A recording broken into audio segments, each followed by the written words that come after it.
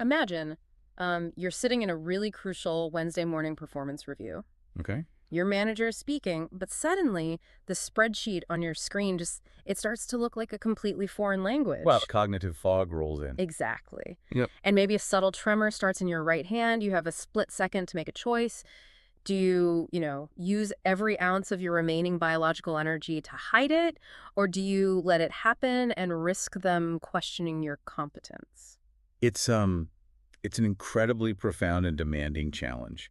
And to tackle this properly, we really need to drop the usual pace today. We do. So welcome to this deep dive.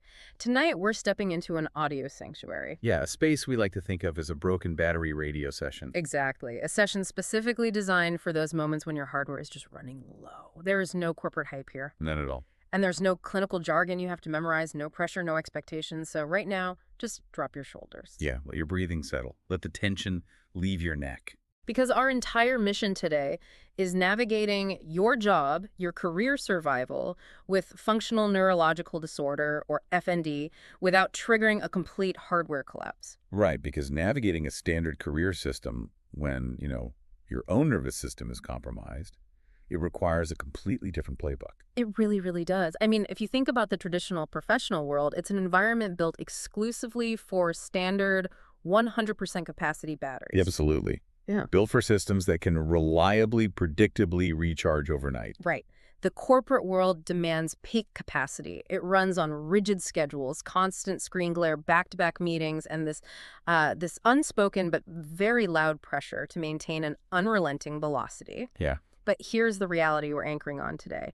When you're operating on a broken battery, trying to force your internal system to match that external corporate velocity is a fast track to a permanent system wipeout. It is entirely unsustainable. I mean, the friction between the demands of the environment and the reality of your hardware is exactly where the damage occurs. Yeah. And to survive in that space, the very first thing we have to address is a deeply ingrained instinct. Yeah. It's probably the most dangerous instinct you have when you walk through those office doors. Which is what? The urge to pretend that your battery isn't broken at all. Oh, wow. The urge to mask.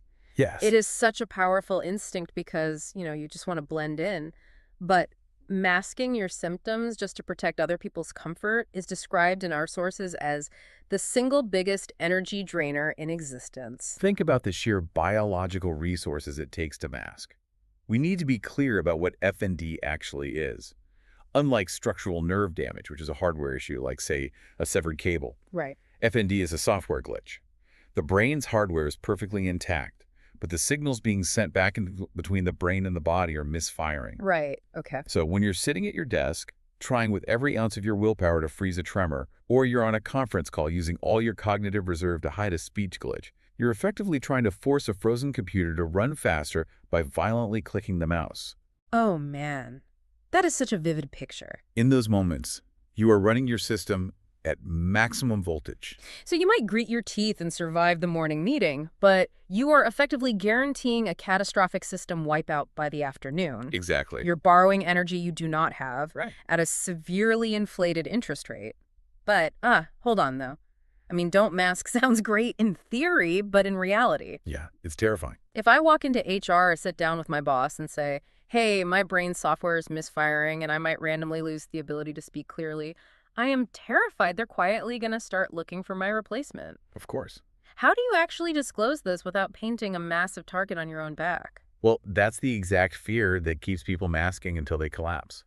And it's why you have to utilize this concept called the disclose dial. The disclose dial, okay. Yeah, you do not need to turn that dial up to a 10 and explain your underlying biology on day one. Employers, fundamentally, care about reliability. They don't need a dense clinical breakdown of FND. They just need to know how your system operates within the context of the work they're paying you to do. I see. So you bypass the medical textbook entirely, and you use hardware language. You reframe the conversation. Precisely. You don't hand them a diagnostic chart. You explain it as a software-hardware disconnect. You tell them, I have a condition that affects how my brain transmits signals to my body, which causes sudden, unpredictable drops in my physical energy and processing speed. Yes, because corporate environments understand systems and hardware. And the most critical piece of this disclosure is how you frame the solution. Okay, how do you do that? You present it to them as functional load management. You explicitly state that when these drops happen, you do not need a medical intervention. You don't need an ambulance. Right. You don't want them panicking. Exactly. You don't need panic. You simply need a low-stim environment for a brief period to let the system recalibrate. Wow. So by calling it functional load management, you're giving HR an IT problem instead of a medical problem. Yes, it completely depersonalizes the stigma. That sets the baseline expectation perfectly. You're managing a predictable load variable, not asking them to manage a crisis. Exactly. But, even after you've set that baseline, you still have to survive the physical minute-by-minute demands of an 8-hour workday. And to do that, you have to radically change how you consume time. You do, because the baseline expectation in most jobs is rooted in the toxic myth of powering through. Oh, yeah. The classic corporate badge of honor. Sitting at a screen for 4 straight hours, downing 3 cups of coffee, and just smashing out a project until your eyes blur. Right. But for an FND brain, powering through is a dangerous illusion. Pushing a compromised nervous system that hard inevitably ends in one of two ways. Which are? An emergency room visit or a 3-day bed lockout where you just cannot function at all. A system wipeout. A total system wipeout. The strategy to combat this is the implementation of radical microbreaks. We're talking about highly structured pacing, specifically scheduling 45-minute deep work focus blocks. Okay, 45 minutes. Yeah, and following them immediately with a 15-minute sensory reset. And that reset is non-negotiable, eyes closed, zero sound. It's like managing an overheating engine. You can't just keep the pedal to the floor and hope the engine cools down while you're still driving 80 miles an hour. Exactly. Every 45 minutes, you must unclip from the matrix. You have to step completely away from the digital flicker. And that digital flicker is everywhere. Right. It's not just the monitor. It's the cognitive demand of constant pings, the Slack messages, the endless scrolling text. You have to physically remove yourself. And we need to emphasize the biological why behind this sensory reset. Taking a 15-minute pause in a dark, quiet room isn't just about resting your eyes. What is it doing? It is an active intervention. It intercepts the sympathetic nervous system's fight-or-flight cascade before it reaches the point of a biological crash.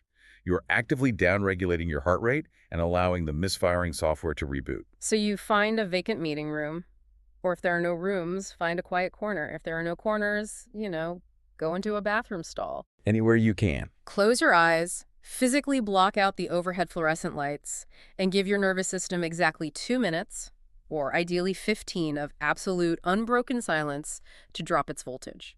No checking your phone, no scanning emails, just an intentional, radical pause. And there is a brilliant secret benefit to this approach. Oh, really? Yeah. While you are stepping away to perform this vital functional load management, your colleagues and managers will almost always perceive you as intensely focused or highly dedicated. Wait, really? Because you're taking breaks? Yes, they see someone managing their time with strict discipline. They think you're deep in the zone, pacing yourself for optimal performance, while you know you are actively, structurally preventing a system wipeout. Output is a marathon, not a sprint. That is a phenomenal cover story. And I'm not crashing. I'm just incredibly disciplined. Exactly. But pacing your internal timing is only half the battle. So you've dimmed your monitor, you're taking your micro breaks, but your internal pacing won't save you if the physical space around you is actively attacking your nervous system. We have to talk about navigating the physical workspace itself. The physical environment of a modern office is rarely designed with the human nervous system in mind, let alone a compromised one. They are essentially final boss environments of overstimulation.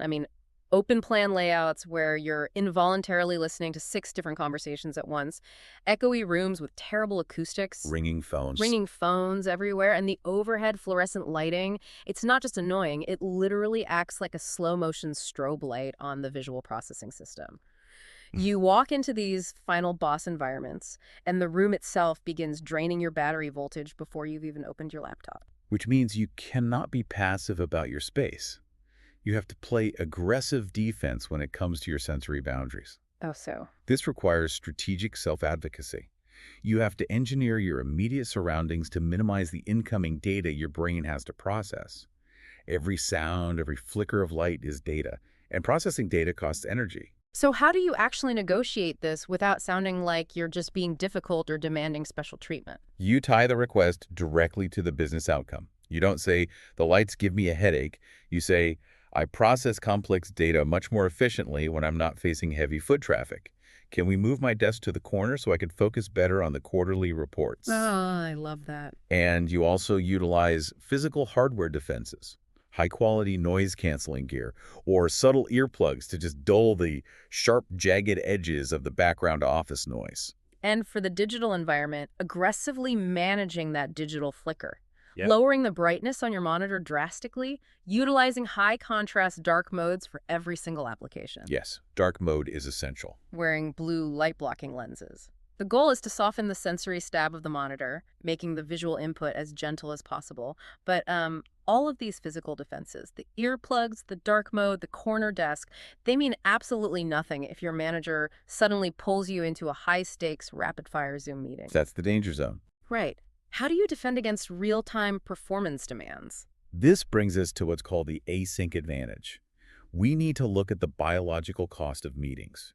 Face-to-face meetings, or even Zoom calls, are inherently high-stim environments. Yeah, they really are. They require real-time processing. Think about the cognitive load. You're listening to someone speak, decoding their facial expressions, monitoring the social dynamics of the room, formulating your own response. And simultaneously trying to suppress your FND symptoms. Exactly. That is a massive simultaneous drain on the broken battery. It's completely overwhelming. So the survival tactic here is to push communication to text, email, or asynchronous channels whenever it's practically possible. It basically creates a moat around your processing time. Exactly. When communication is asynchronous, it provides a vital biological relief. You can read an email, let the cognitive fog clear at your own pace, process what's being asked without the intense pressure of someone staring at you through a webcam. And you respond when your system actually has the capacity to do so. It removes the real-time performance anxiety that so quickly triggers a system wipeout. And again, you frame this to your team as an efficiency tool. You say, I want to make sure I give this project the deep thought it deserves, so drop it in an email and I'll give you a comprehensive response by noon. Yes. You're protecting the hardware while looking like a highly strategic professional. It is all about maintaining that boundary. Now, hearing all of this, if the traditional corporate office is this final boss environment full of sensory stabs and high-velocity demands, the logical escape hatch seems pretty obvious. You leave. Right, you go independent. You work for yourself. You set up a freelance digital design business or consulting from the safety of your own home. You curate the perfect low-stim, dark mode home office. It sounds ideal. But running your own business introduces a completely different, much more insidious trap. It really does. Yeah. Freelancing grants you total environment control, which is incredibly valuable. You control the lighting, the noise, the chair, the schedule, but it triggers a new vulnerability: the psychological pressure of independence. And I want to ask about this because it feels counterintuitive. If I'm working for myself, my perfectly curated, silent home office, shouldn't I be completely immune to a system wipeout? Why is this independent setup just as dangerous as the corporate floor? Because the external pressure of a manager is replaced by the internal terror of losing your livelihood. Oh. The freelancer's trap is the constant looming fear of losing clients. When a client emails you on a Thursday and says they need a project done by Friday morning, the immediate panic-driven instinct is to say yes. Right. You want to prove you're reliable. You want to secure the income, so you pull an all-nighter to get it done. But pulling an all-nighter when you're operating on a broken battery is literal physical and financial suicide. It is the fastest way to destroy your business. Physical suicide because you will crash your nervous system straight into the ground. And financial suicide because that crash will lock you out of working for the next week. Meaning you miss out on all your other client work, costing you far more than that single rushed project was worth. The math simply does not work in your favor. You cannot borrow from tomorrow when tomorrow's battery is already depleted. So how do you actually survive the freelance trap? You have to completely change your freelance math. You have to radically accept your reality. You are a part-time battery attempting to run a full-time business. Therefore, you must bake your pacing directly into your pricing and your project timelines before you ever sign a contract. Yes, build it in from the start. If a project naturally takes 3 days of work, you do not quote 3 days, you quote 5. That is the structural defense. By quoting 5 days, you're building in a legal buffer. You're structurally protecting your hardware from the unpredictability of FND. Right. Let's play this out. If you quote 3 days and a sudden wipeout phase hits you on a Wednesday, you are instantly thrown into a panic. You slip into a shame spiral. Yeah, you try to push yourself while actively crashing, which only prolongs the crash. Exactly. You miss a hard deadline, the client is angry, and it validates all your worst fears about not being able to handle independence. But if you bake that legal buffer into the timeline from day one, if you quoted 5 days and that exact same wipeout hits you on Wednesday, you don't have to panic. No. You don't owe them the work until Friday. You can take Wednesday to lay in the dark, let the system recalibrate, let the software reboot, and still deliver the project on time on Friday without the shame spiral. You adjust the framework of your business to protect the hardware of your body. It's a profound shift in mindset. You stop trying to mold your compromised system to fit an arbitrary high-speed timeline, and instead you mold the timeline to accommodate the reality of your system. You're taking the volatility of FND and turning it into a managed business variable. And as we synthesize all of this today, the disclose dial, the focus blocks, escaping the digital flicker, defending against final boss environments, and baking in those legal buffers, the most important anchor here is a deeply philosophical one. It really is. It's a reminder that everyone needs to hear, but it is absolutely vital when you're navigating FND. Your productivity does not define your worth as a human being. That is the core truth. The world expects an artificial, high-velocity pace. The corporate system is structured to demand it. But you are legally, morally, and physically allowed to move slower. Yes. You are allowed to aggressively protect your energy. Acknowledging the broken battery is the very first step to truly managing it. You don't have to apologize for the hardware you have. So, as we wrap up this break-in battery radio session, let's lean back into that calm, slow space.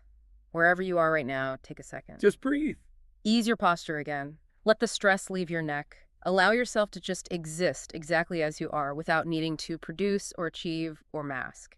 Remember that you can always come back to this safe house, to this audio sanctuary, whenever you need to recalibrate your system. It's a practice in radical transparency, not just with your employers or your clients, but with yourself. And I want to leave you with one final thought to mull over in the quiet. Think about that traditional corporate world, the one built exclusively for the 100% capacity batteries. We know that even the healthy batteries are burning out at record rates trying to maintain that artificial relentless velocity. So if you successfully implement this radical functional load management, if you firmly and unapologetically protect your own cracked battery, how might your quiet rebellion against the 100% capacity myth eventually give the burnt out, exhausted colleagues around you the secret permission they need to finally slow down too?